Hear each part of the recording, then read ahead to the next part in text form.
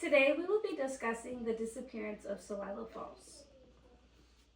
Traveling back in time, remembering Celilo Falls, which stretched out from the Washington side of the river to the Oregon side of the river, it created these big waterfalls that allowed the salmon to swim upstream. Not only were there salmon in Celilo Falls, but there was steelhead and eels.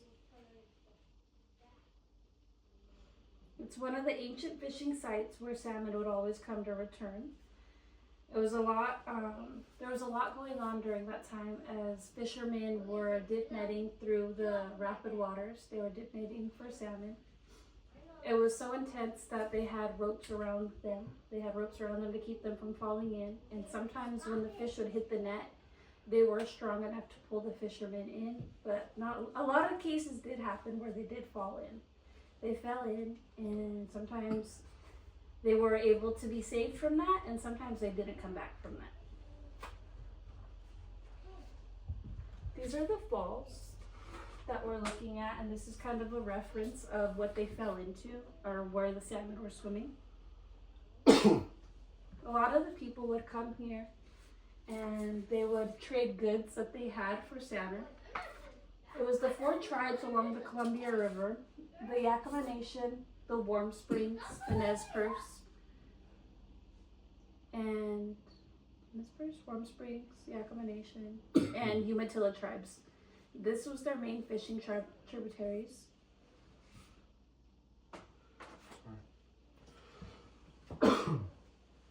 Many of the generations of the Native American families utilized this spot.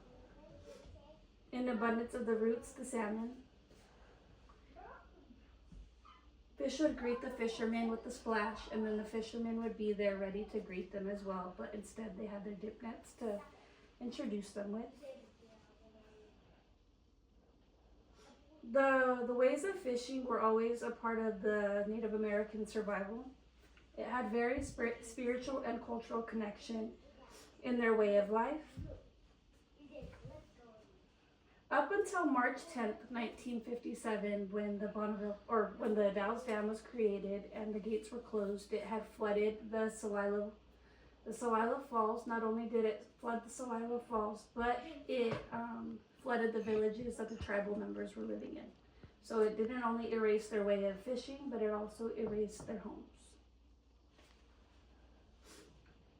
The Dalles Dam was created for the hydropower that the Columbia River would produce.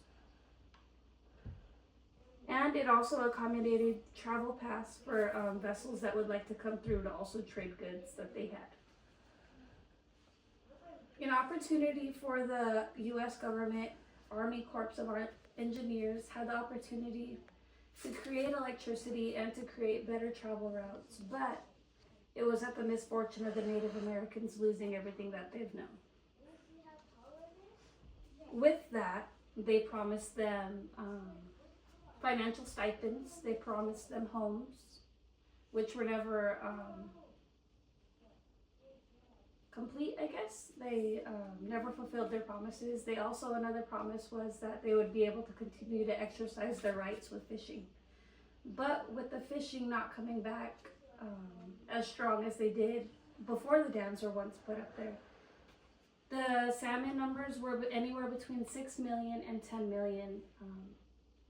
The numbers, 6 million to 10 million, that was the count. But now they're up to, it's taking them a long time to reach 10,000 for the spring salmon. Celilo just had a feast upon the spring salmon return, and they were celebrating the spring salmon and just giving thanks and honoring them for their return. Despite the negative impacts Native Americans face today, they still choose to move forward. They still exercise their rights. And for most, they still keep that connection with the Ichiwana. And so that's the end of my presentation. Thank you guys. Good job.